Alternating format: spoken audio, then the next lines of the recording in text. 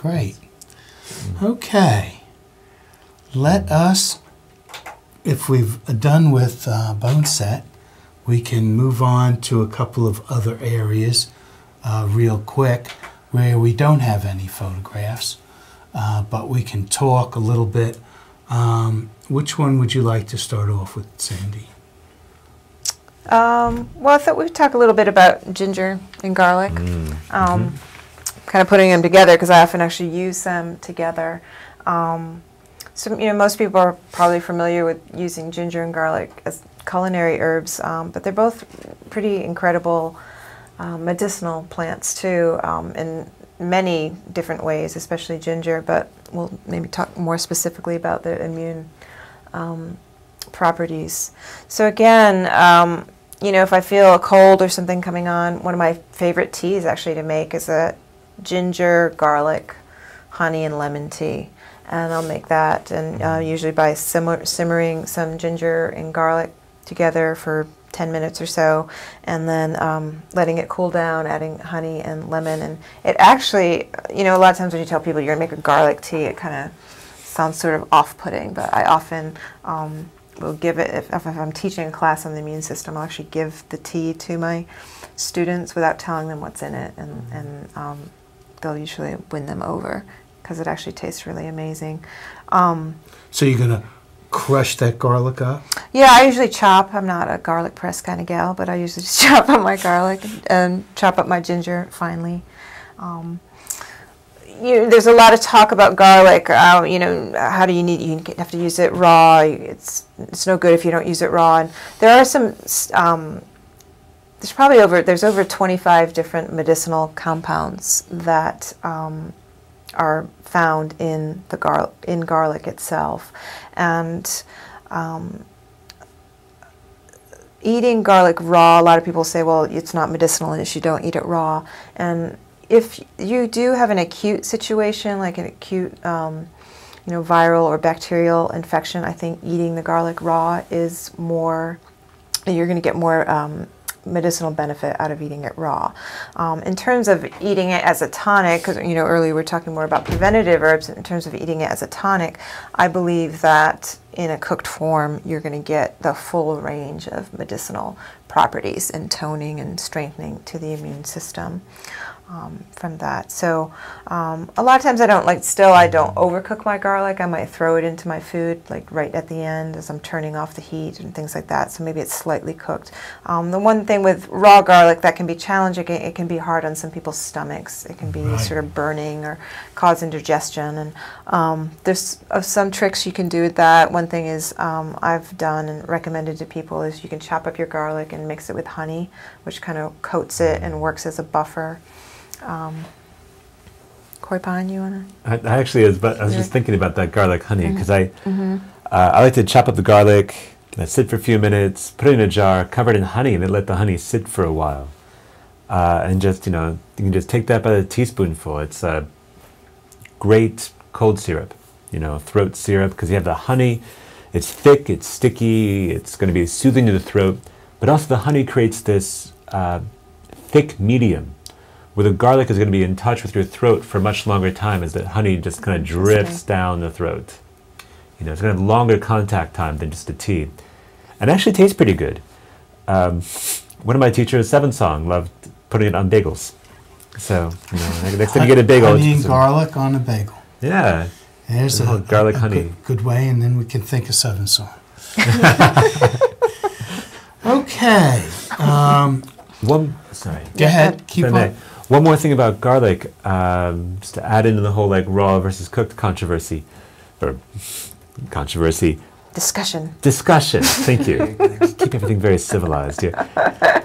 One thing I've learned is that if you chop up the garlic, you let it sit for 10 minutes, then you don't have to eat it raw. At that point, you can cook it, and you'll get all the constituents. The reason behind that is, if you ever smell, you pick up a bulb of garlic in the grocery store, you smell it, doesn't smell like anything. It's only when you mash it or chop it that you mix the enzyme together and you start releasing those aromatics. And so those aromatics, what you want, so when you crush it or when you chop it, then the enzyme mixes with the allicin, the ingredient in there, and creates the active constituent. So as long as you chop it or mash it first before you cook it, because if you cook it, if you chop it up, throw it in right away, it's not going to have time to really mix and release those aromatics. So that's my take on it.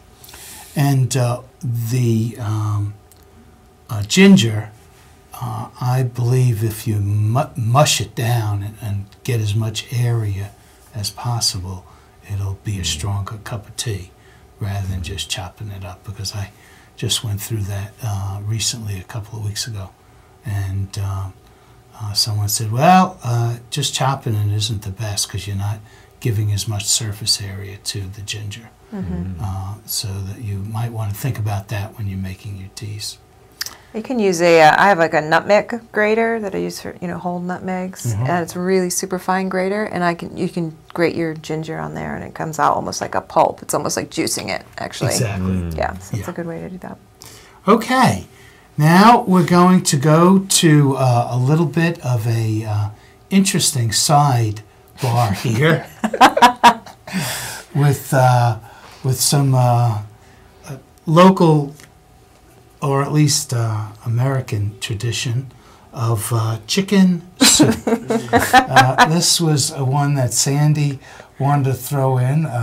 The studies from Jerusalem University, I think, or Hebrew University in Israel, showing that this has a penicillin-like effect. Is that not true? Well, I don't know about the penicillin thing, but never heard of that? but I'm definitely a firm believer in chicken soup, as is every Jewish grandmother that ever came out of Israel. I'm sure. I've heard it called Jewish penicillin. Yeah, really. Just Jewish penicillin, yes. Yeah. That's where I remembered it. And one of the joys of cooking is the smells of the chicken soup, when you feel like and know that as that slowly goes down the back of your mouth, you're going to be revived in a way that is really interesting. How do you usually work with that, Sandy?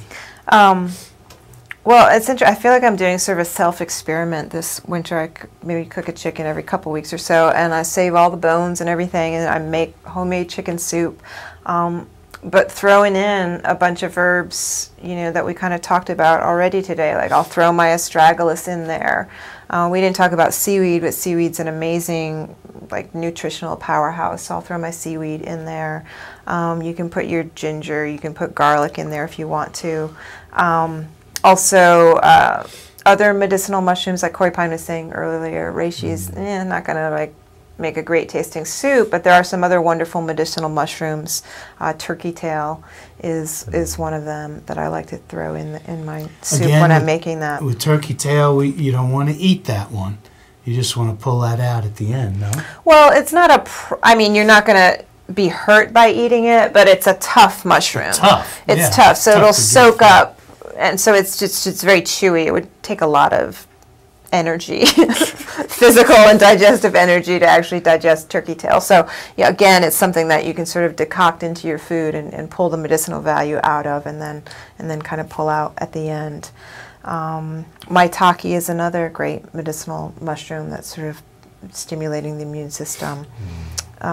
What else do I throw in there?